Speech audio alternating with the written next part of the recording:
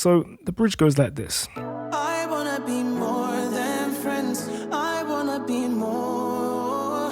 I wanna be more than friends. I wanna be. I wanna be. I wanna be more than friends. I wanna be more. I wanna be more than friends. I wanna be. I wanna be. Sounds pretty good, if I do say so myself. Let's break it down. So my bridge framework works with 3 distinct sections. We have the beginning, middle, and end of our bridge. The beginning focuses on the entry to the bridge, how we enter into the bridge, what things we can do harmonically and melodically to let the listener know that we're moving into the bridge, but also aid the vocalist. The middle is more free form. You can do what you want here, and we'll speak about it a little bit in this video, but not too much.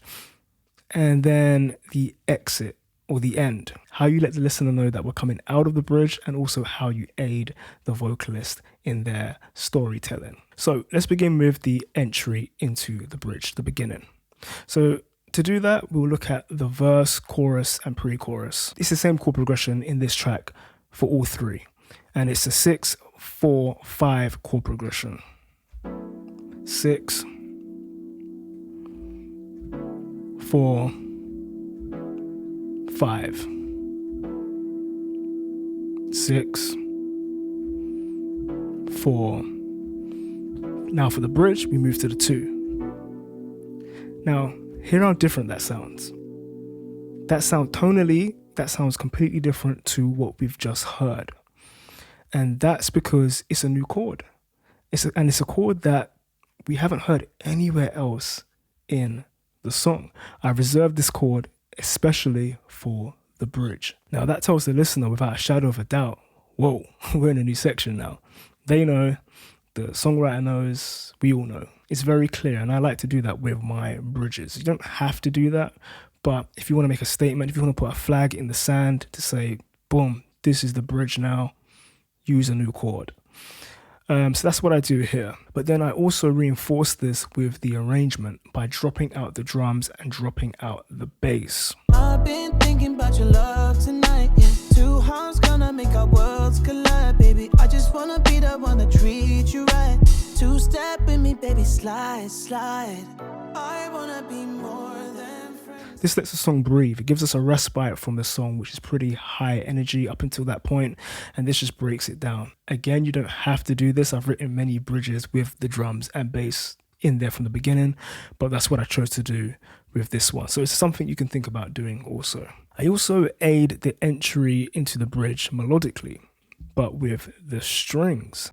And I play this little melodic line at the end of the chorus as we transition into the bridge.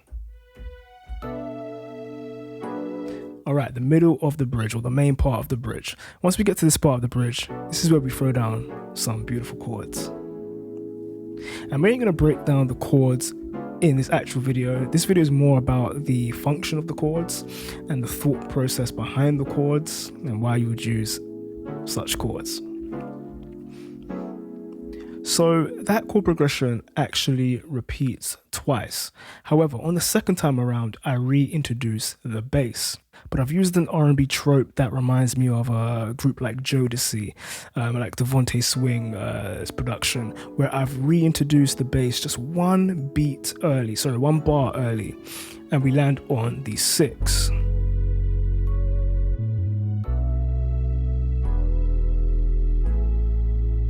Well, it's actually the 1. Not to confuse you, I'm calling the numbers from the major perspective as I always do. However, we are in F sharp minor, so the relative minor of A major. So this would actually be the 1. This is the home chord. That's why it has such weight when we land on this note. We then move into a 2-5-1 as we move to the second half of the bridge. And the reason I highlight this is because it's different to what the chords play the first time around. So the chords actually play as opposed to, so instead of playing a 2-5-1, the chords are playing where this A sharp is a tritone from E. It's what you call a tritone replacement. You may have heard of it before. Tone, tone, tone. Now, this creates a nice juxtaposition, a nice contrast between the two halves of the bridge with just one note being changed. The chords actually still play that same chord progression, but the bass plays the 5, which also causes a bit of dissonance, which sounds really nice in this situation. And finally, the end or the exit, how we transition out of the bridge into the next section, which is often the chorus or some sort of breakdown. For this, I like to use what I call a tension chord.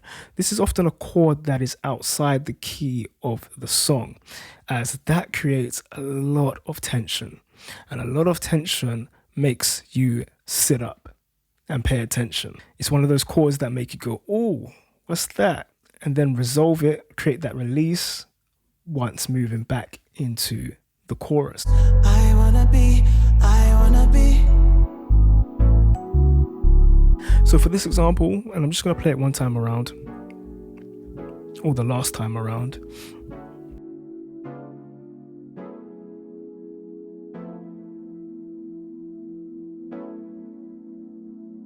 So we go to that flat 6 chord, and it's another flag in the sand to say, or another stamp to say, okay, bridge is finished now. Let's move back to the chorus. And obviously, it being a semitone apart from the home chord, you always want those semitone apart movements. It creates that leading tone that your ear naturally wants to go from that back up to resolve. And that's pretty much it. I hope that made sense. I have some more videos on R&B bridges that break it down a little bit further if you want to check those out. But also, if you want to see the full breakdown of this track, you can check the video right here. I've been Stefan, and as always, happy beat making.